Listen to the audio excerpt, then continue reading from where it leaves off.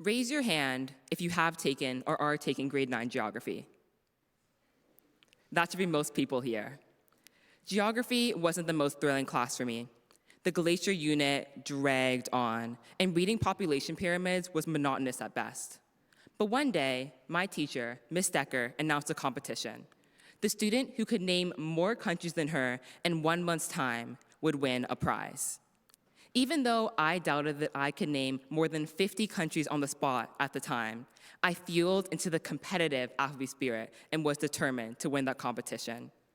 For the next month, I trained like I was in a boot camp, learning the names of new countries, their spellings and pronunciations, and doing self-quizzes to check my progress. But of course, 21 days later, we were suddenly put into another COVID lockdown, and the competition was put on hold, never to be brought up again. I was absolutely devastated, believing that all my work over the past few weeks had been rendered useless. But since then, my 14-year-old self had been proven wrong. I have confidently held my own in numerous Sporkle Countries of the World quizzes. If anyone here wants to challenge me, let me know. And anytime I come across those TikTok quizzes that says, name 4 countries that start with a V, I'm usually able to answer. By the way, the answer is Venezuela, Vietnam, Vatican City, and Vanuatu, an island near Australia. I didn't know that Vanuatu existed before this quiz, or countless other countries, such as Kiribati, Equatorial Guinea, or Antigua and Barbuda. But beyond the games, this learning opportunity allowed me to increase my global awareness and understanding of international students in Applebee's community. Through the expansion of my knowledge, I effectively expanded the limits of my world, proving the value of the knowledge learned for a canceled competition. Hello, my name is Misimi Sanni, and today I propose to you a slightly controversial idea. Nothing is useless. I'm sure you're all thinking, that's not that controversial. And of course, I could have said something else, like Nike techs are ugly, but that's a conversation for another time. This idea of things being useless is something that many of us succumb to daily, myself included. Above and beyond homework? Useless. Making a new friend? What's the point? And wearing deodorant? Still useless. Any of you who just nodded, I'm watching out for you. The issue here isn't a lack of motivation or extreme laziness. It's the fact that many of us don't see the value of doing something where we cannot directly see the future benefits. Or alternatively, we do something expecting one outcome and then describe it as useless when it doesn't happen, and we feel regret for wasting our time. I'm a victim of this mindset as well. This past summer, I spent almost 2 weeks working on a video for a contest and missed the submission deadline by minutes. I cried, not over missing the deadline, but for wasting my time by getting nothing out of my weeks of work. But the truth is, this experience was not useless. With my speech, I aim to demonstrate how everything we do has some sort of value, whether that be helping us qualify for a competition, such as OFSA or debate provincials, or simply shaping our opinion on something. There is value, whether we win or lose, succeed or fail, laugh or cry.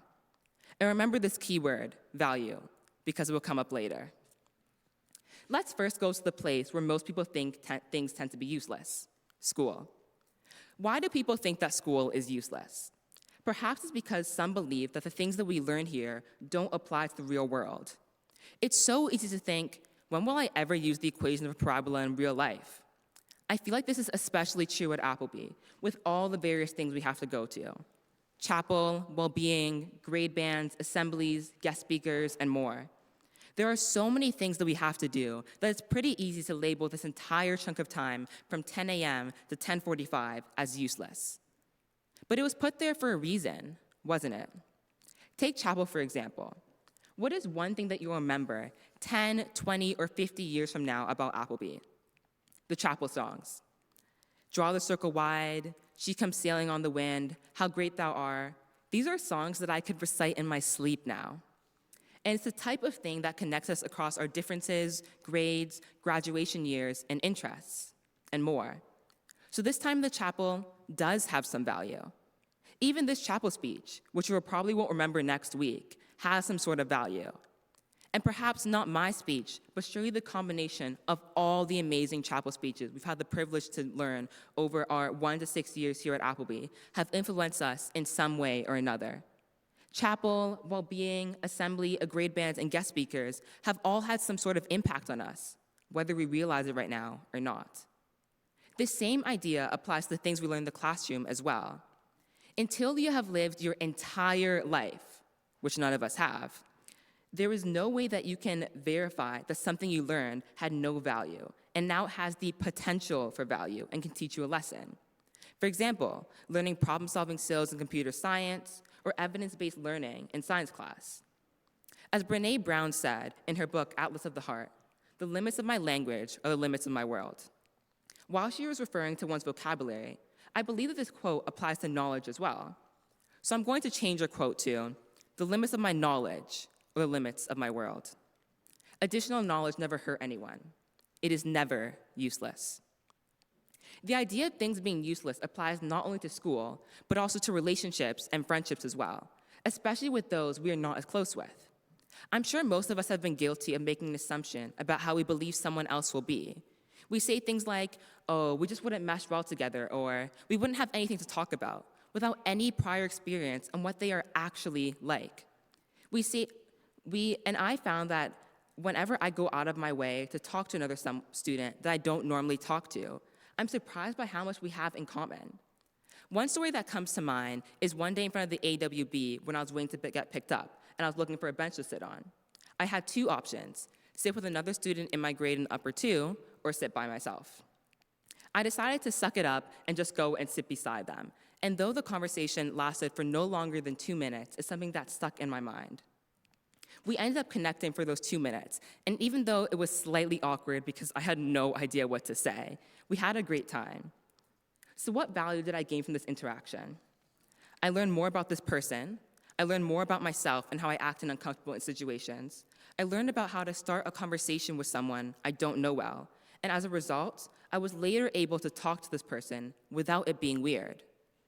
Learning something new about someone around me held much value, even though it only lasted a few minutes. And this interaction taught me that I will always find value in talking to someone unfamiliar. Who knows what my mindset towards new people would be like if I hadn't taken this action? I want you all to look around the chapel and find another student that you've seen in the hallways or in class but don't know well. Now imagine if you were best friends with this person. Your life would be different, wouldn't it? You might have new interests, learn new things, or had new experiences.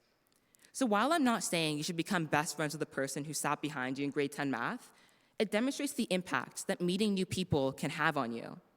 We'll always get some sort of value. So what about past relationships and friendships that didn't work out? Are they useless? No. These friendships have formed who we are today and are signs of our growth. So now that you know that every experience has value, from grade 9 geography class to your 3rd grade best friend, let me tell you a secret. A reason why I believe these things are useful is because I choose to see the value in them. We control how much we get out of an experience. It's the same way that winning the lottery doesn't make a difference in your life if you choose not to spend the money, or going to Harvard makes no impact if you don't go to class. We'll only gain value from something if we recognize its value. With this in mind, let's consider some practical ways that we can gain value from our experiences by addressing the main reason why people believe something is useless. They cannot directly see the future benefits. The first way to gain value in every experience is to seize every opportunity, especially when you don't know what will come out of it. Let's start with the worst case scenario. You join something, you hate it, and you choose to never join again. For example, I really did not like junior volleyball. Nothing against my teammates and my coach, it just wasn't for me. But that experience now allows me to not look like a total idiot anytime someone's like, oh, come and bump around this volleyball with me. Or when senior school council was running volleyball in the gym the other day and needed someone else to even out the teams. I personally would much rather try something new and end up hating it than assume I'll hate it and just not try it at all. And best case scenario, a new experience ends up changing your life. So what can we learn from this? Everything we do has value. How do we do this practically? Do the above and beyond homework. Sign up for food council even if it slightly interests you.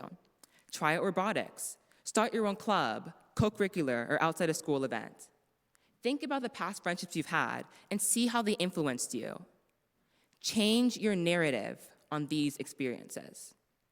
The application of these tips will look different for everyone, but they will impact us all in the same way. We realize that there are more opportunities than we ever thought were possible. The final thing to remember with the whole message about how everything and everyone around you has value is that you also have value. Like I said when I explained the value of getting to know new people and make new friends, each of us has something to share with the world. We all have a voice for a reason.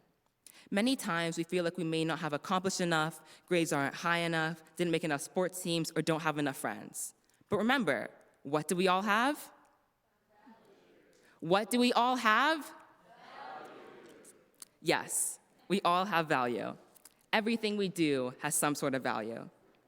So Appleby, I want you to leave today knowing that I see the value in all of you, and I hope that you'll see the value in every person you meet, every moment you experience, and every day that you use deodorant. Now please join me in singing hymn number 418. Sit down.